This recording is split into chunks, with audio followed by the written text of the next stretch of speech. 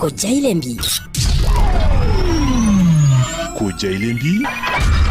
ɗo ko jaylembi altine sappo e ɗiɗi lewru yarkoma hitande ujune ɗiɗi e nogas sobiraɓe sakkiraɓe on kofnama on gaɗanama barka ɗum wakkatire nde waɗugo guite ha dow jeyleɗe leddi Cameroun.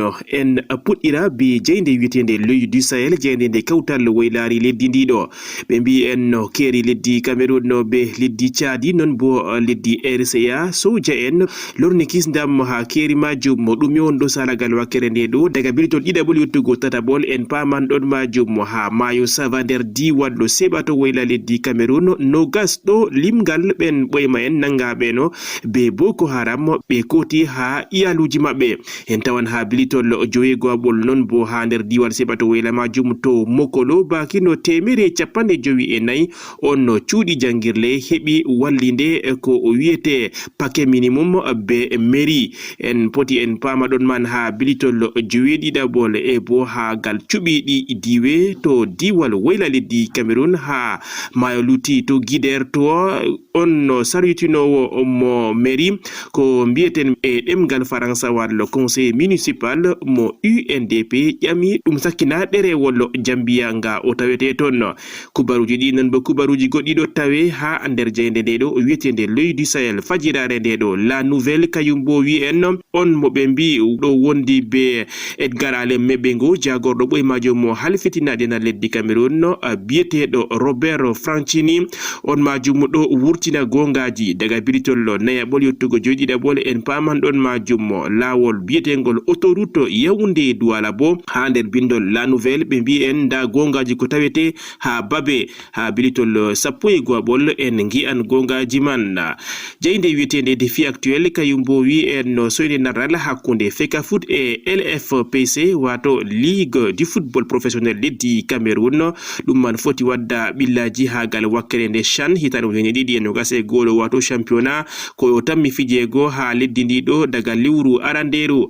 ɓe mbi ha wakkatire nde ɗo kuuɗe ɗe jagorgal ngal halfitina coftal ɓalli be waɗugo kawteɗe kuuɗe ɗon man waɗi bana nastugo nder kuuɗe ɗe tamrede kose ha gal wakkere nde dawla ko ɗum laranayi. en poti en paama ɗume on batte man ha nder CHAN majum ha nder jeyde nde ɗo. e non bogal wakkere nde ceede ɗe dawla ɓe andini en bakinno milliardji ujune 9.5 ɗe francs CFA kayum on hawtama ha hitande ujune ɗiɗi e sappo e jowenayi. en gaɗa guite ha bilitol ɗiɗaɓol en paman ɗon majum. jeyde wiyetende le quotidien réalité plus kayum bo wi en Saydou wo'in fewre maɗa ha dow dawla leddi Cameroun ko a yaari ha FIFA.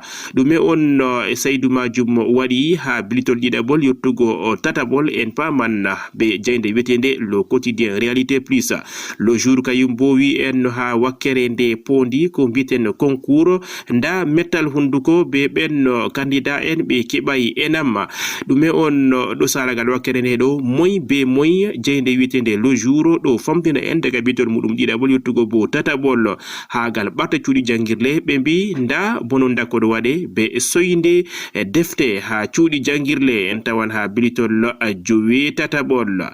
jeyde wiyetende repere kayum bo wi en enam hitande ujune ɗiɗi e nogas nda jawabuji koɗo wadda turtol gal bakkeje ko toye fuu. kawtal biyetengal mouvement 10 millions de nordiste wato kawtal ngal mobgal million ji sappo ɓiɓɓe waylari leddi Cameroun ɓen man ƴowniti jagorɗo mo halfitina kuuɗe ɗe dawla be bo lartugo dedey inde ɗen e bo ɗum wona nder potal en paman ha bilitol ɗiɗaɓol. jeyde l'avenir kayum bo andini en autoroute Yaoundé e Douala wakkatiji e non dedey ceede ko majjinte ɗon majum waɗama bana no hani. kuuɗe majum ɗo tawi ha geɓe 90 dow temerre en paman jahargal muɗum daga bilitol jowegoɓol yettugo bo jowenayaɓol. Cameroun Tribune kayum bo andini en waylititgo kubaruji ha dow leddi Cameroun ɗum ɗo fiya lenguru be haala pewe. Ɓe andini ɗum warti jotta hunde on wowande nder leddi Cameroun e non bo ha yaasi leddi Cameroun ɓenno waɗoɓe kubaruji pewnaɗi ngam bo wonnugo dedei jonde e leddi ndiɗo. Ɓe mbi ha ragarejum ɗo woɓɓe gurtini kubarol ɓe wi gosoje en wari ha lesdi gondi ha ɗakki leddi Cameroun majum ngam bo waddugo ɓillaji. En tawan daga biltol nayaɓol yottugo bo jowaɓol. Hagal wakkere nde jomorgol to téléphone e ko nandi e majum nder leddi ndiɗo daga 15 lewru sapporu ndu gonden ɗo wato lewru yarkoma ɗum fuɗɗan hosugo ha ɓen hutiniroɓe to ɓe coodi téléphone ji kesi daga biltol 10 yottugo 15 en paman noy hunde nde e salorta. Le soir hebdo kayum bo wi en o turtol nda ɓen ambassadeur en ko bo mbiyen notoɓe ɓe leddi ɓe ɗowdanta kongol ngol hoorejo leddi be andingo ndelan maɓɓe timminama. Ɓe won ambassadeur en ɓen ha biltol tataɓol jeyde Le Soir hebdo en paman ɗon majum. Hagal wakkere nde enam hitande 2020 bo ɓe mbi boliɗe ko ɗo waɗe ngam haala potal hakkunde e diwe ɗum laati boliɗe ɗe ngala lawol e bo ɗe kandayma wolwe nder wakkatire nde ɗo. ɗume on waɗi on beteɗo Sumbu Angula ardaniɗo enam wi hunde bana nde ɗo ha bilitol nayaɓol yottugo jowaɓol jeyde wiyetende Le Soir hebdo en paman dalilaji majum. Mutation kayum bo wi en soyde e kisdam ɗum ɗo waɗa dollere nde microbe ɗum laati kawtal ngallo derke en woɓɓe ha gallure Douala.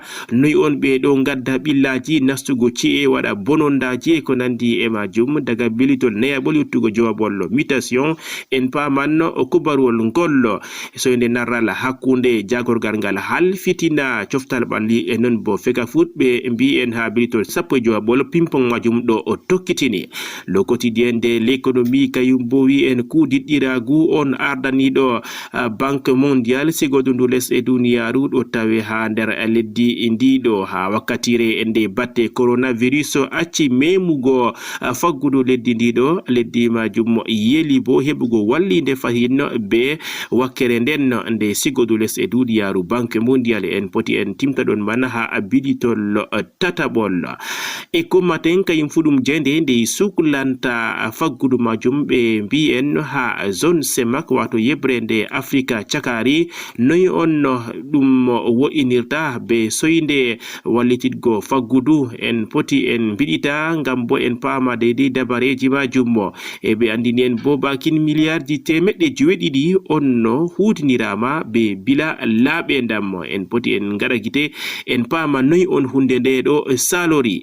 Jeyde wiyetende Essingan kayum bo wi en no ƴarol ngam faddugo cancer ha reedu ndu daygol ko wiyete vaccin contre le cancer du col de l'utérus. Saro en giɗa dedey dowlugo ko dawla ɗo waɗa ha wakkatire nde ɗo nder taskaram dawla leddi Cameroun yebre arandere ha ƴarol ngol be ɓikkon rewɓe markon duuɓi 13 fuɗɗan daga 12 lewru yarkoma ndu gonɗen ɗo wato lewru sapporu.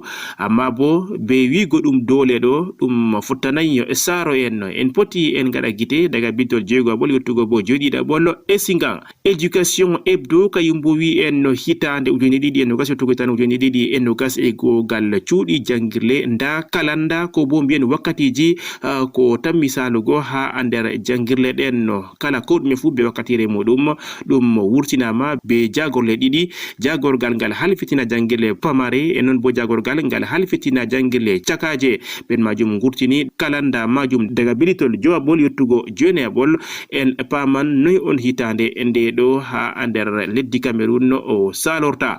E non bo ha UNICEF bo ɓe dokkiti bakin no cuuɗi jangirle 53 nder diwal funange leddi ndiɗo en paman ha bilitol 12. jayde wietende lo messager kayumbo wi en ha diwal funange leddi e Cameroun RDPC yarama ha kita ngam bo wadugo ferdu hakkunde leñi be andini ha wakkatire nde do dum jo'ini wullandu ha nyawordu ndu o bertuwa ngam bo dum fasita dereji di RDPC ha kadeyi dum won do saragal wakkere nde do en paman ha bilitollo nayabollo gal wakkere ende fomonde leddi Cameroun pour autonome de douala bo ben man do ndarta kuude mabbe ha bilitol jobol en paman don man jeyde wietende la voix du centre kayumbo wi en hosugo kuje de leddi Cameroun kuje de dabia e ko nanti e majum Paul Biya yida mettingo Emmanuel Macron bernde dum won wadi ha bilitol tatabol en paman hunde bana ndedo sobirabe sakirabe di on kubaruji ko tawete nder jeyle de leddi Cameroun nyalo mare altine sappo didi lewru yarkoma hitande ujune didi enogas tangoite be watan gamina kilo gal bakkeje de labilere to non bo ha nder dente amin daga Code Radio International non bo daga Hausa Fulani Radio International on jarama ko jaylembi ko jaylembi do ko jaylembi